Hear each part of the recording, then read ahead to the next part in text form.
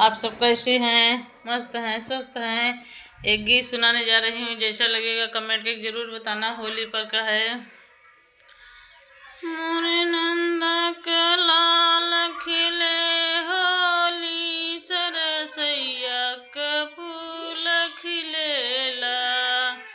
मोरे नंदा के लाल खिले होली, सरसैया के फूल खिलेला। जाई के होली मोरे से सिंदूरों के रंग बिगाड़े सखी। मोरे नंद के लाल खेले होली, सिंदूरों के रंग बिगाड़े सखी। मोरे नंद के लाल खेले होली। जाई के मोरे चुनरी पे खेले, जाई के होली मोरे चुनरी पे खेले। मोरे चुनरी के रंग बिगाड़े सखी।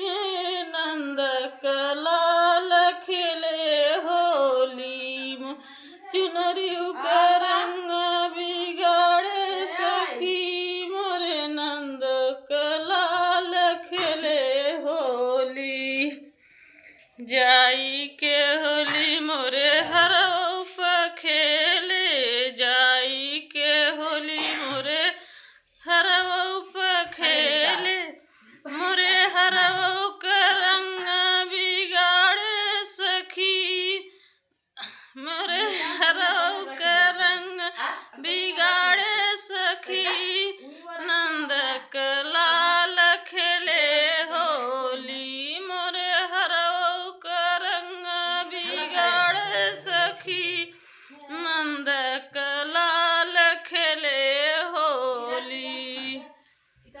हेलो दोस्तों, आप जैसा कमेंट करके जरूर बताना। लाइक सब्सक्राइब जरूर करें। जय भैया।